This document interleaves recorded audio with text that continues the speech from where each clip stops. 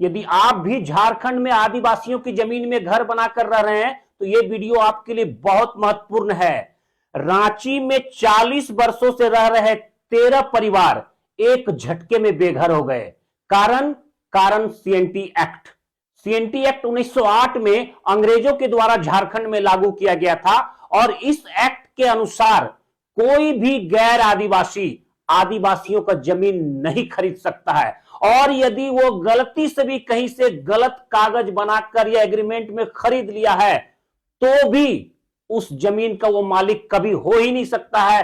वो जमीन उसके हाथ से जाएगा ही जाएगा, यहां तक कि उसमें जो घर बनाए हैं वो भी आपके हाथ से निकल जाएगा।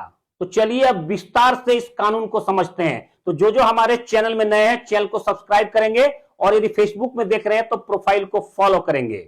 सीएनटी एक्ट में इस तरह की व्यवस्था की गई है कि कोई भी गैर आदिवासी कभी भी आदिवासियों की जमीन नहीं खरीद सकता है, और अगर गलती से भी कोई गैर आदिवासी आदिवासियों की जमीन खरीद लिया है तो वो 50 साल, 100 साल, 200 साल में भी जमीन का असली मालिक नहीं बन सकता है।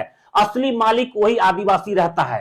50 साल, 100 साल के बाद भी उस आदिवासी के वंशज चाहे तो आपका घर, मकान, जमीन सब कुछ खाली करा सकता है।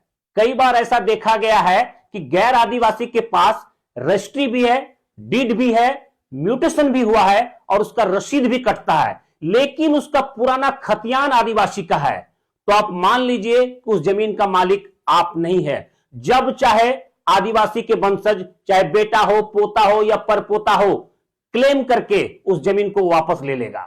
अब आप सोचेंगे कि मैंने तो आदिवासी से जमीन लिया नहीं है, मैंने तो गैर आदिवासी से जमीन लिया है। लेकिन यदि वो गैर आदिवासी जिसने आपको जमीन बेचा है वो यदि किसी आदिवासी से लिया है तो सबसे पहले कोर्ट उसके डीड को कैंसिल कर देगा, और उसका डीड कैंसिल हुआ कि आपका रजिस्ट्री स्वतः कैंसिल हो जाएगा और आपका घर, मकान, जमीन सब आदिवासी के पास वापस चला जाएगा।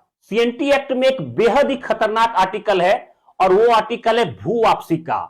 यदि कोई भी आदिवासी खतियानधारी का वंशज, चाहे वो बेटा हो, नाती हो, पोता हो, बेटी हो, बेटी का बेटा हो, यदि किसी गैर आदिवासी पर वो केस कर देता है कि ये जमीन हमारे पूर्वजों का है और धोखे से इन लोगों ने जमीन ले लिया है, तो आप लिख कर रख लीजिए, सुप्रीम कोर्ट तक चले जाइए, वो जमीन किसी गैर आदिवासी का हो ही नहीं सकता है।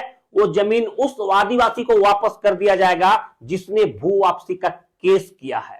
और एक खतरनाक पहलू समझ लीजिए, यदि आप केस करने वाले आदिवासी को पैसे देकर समझौता कर लेते हैं और उससे कहते हैं कि कोर्ट में जाकर कह दीजिए कि मैंने पैसा ले लिया है और अब ये जमीन मैं वापस नहीं लेना चाहता हूं, इस जमीन को गैर आदिवासी को दे दिया जाए, तो बड़े ताज्जुब की बात है कि कोर्ट उस आदिवासी की बात को नहीं मानेगा। वो ये मानकर चलेगा कि 2000-4000 रुपया देकर लाखों का एग्रीमेंट करा लिया है या समझौता करा लिया है, वो फिर भी कोर्ट नहीं मानेगा। कोर्ट उस जमीन को उस आदिवासी को ही वापस करेगा।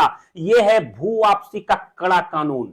और सुनिए, यदि वो केस करता आदिवासी बोलेगा कि मुझे जमीन नहीं चाहिए, नहीं चाहिए जमीन, तो फिर कोर्ट उस जमीन को किसी भूमिहीन आदिवासी को दे देगा, और अगर कोई भूमिहीन आदिवासी ना मिले तो वो जमीन राज्य सरकार का हो जाएगा। इतना कड़ा है आदिवासियों के लिए सीएनटी एक्ट का कानून।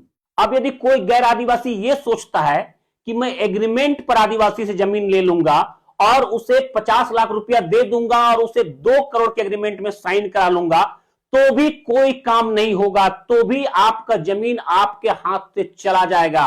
क्योंकि फिर जब उसका कोई वंशज कोर्ट में भू वापसी का क्लेम करेगा तो वो जो आपने 2 करोड़ का एग्रीमेंट करा लिया है 50 लाख देकर, उसे रद्द कर दिया जाएगा। आजकल ऐसे बहुत से गैर आदिवासी बिजनेसमैन हैं जो आदिवासियों से जमीन 99 साल के लीज में ले रहे हैं और उसमें होटल, मॉल और रिजॉर्ट बनवा रहे हैं। लेकिन यह भी गलत है, आप लंबे समय तक आदिवासियों की जमीन लीज नहीं ले सकते हैं, और अगर किन्हीं ने लिया भी है तो समझ लीजिए कि आपने गलत किया है और कभी भी वो जमीन, होटल, रिजॉर्ट आपके हाथ से जा सकता है। जिस दिन उस आदिवासी खतियान का कोई भी वंशज क्लेम कर देगा भू वापसी का, वो जमीन, वो मॉल, वो रिजॉर्ट आपके हाथ से निकल जाएगा। इस बात को लिख कर रख लीजिए। कई बार ऐसा देखा जाता है कि जमीन के दलाल आदिवासियों से मिलकर गैर आदिवासियों को जमीन लीज पर दिला देते हैं, उसको गलत रजिस्ट्री करा देते हैं, किसी किसी को एग्रीमेंट में दिला देते हैं। लेकिन जिस दिन भी वो आदिवासी खुद जिन्होंने एग्रीमेंट किया है वो भी केस करेगा तो भी आप फंसेंगे, उनका बेटा नाती पोता कोई भी केस करेगा तो भी आप फंसेंगे। मैंने तो ऐसे ऐसे केस देखे हैं या सुने हैं कि कोई आदिवासी आपको अपने मन से एग्रीमेंट में जमीन दिया, फिर उसी ने पुनः केस किया कि गलत तरीके से मेरा जमीन इस गैर आदिवासी ने ले लिया है। अब गैर आदिवासियों ने बचने के लिए दोबारा उस आदिवासी से समझौता किया कि भाई कुछ लाख रुपया कुछ और ले लो, लेकिन जमीन छोड़ दो। आदिवासी ने फिर से कुछ पैसे भी लिए समझौता के नाम पर, लेकिन फिर 5 साल 10 साल के बाद वो पुनः कंप्लेन किया भू वापसी का और फिर जमीन आपके हाथ से निकल गया। उस समय कोई भी एग्रीमेंट या मनी रिसीट कोई काम नहीं करेगा। इसलिए मैं हाथ जोड़कर आप लोग से विनती करता हूं गैर आदिवासियों से कि गलती से भी भूलकर झारखंड में आदिवासियों की जमीन नहीं खरीदेंगे, क्योंकि कोई भी तरीका झारखंड में काम नहीं करेगा। आप लोअर कोर्ट से लेकर सुप्रीम कोर्ट तक लड़ेंगे, लेकिन लास्ट में खाली हाथ रह जाएंगे। और आपको यदि मेरा वीडियो अच्छा लगा, जानकारी अच्छी लगे, तो इस वीडियो को अधिक से अधिक शेयर करें ताकि गैर आदिवासी आदिवासियों की जमीन खरीदकर फंसने से बचे और 40 साल से रह रहे लोग, 40 साल 50 साल से रह रहे लोग अपना जमीन मकान हाथ धोने से बच जाए। नमस्कार।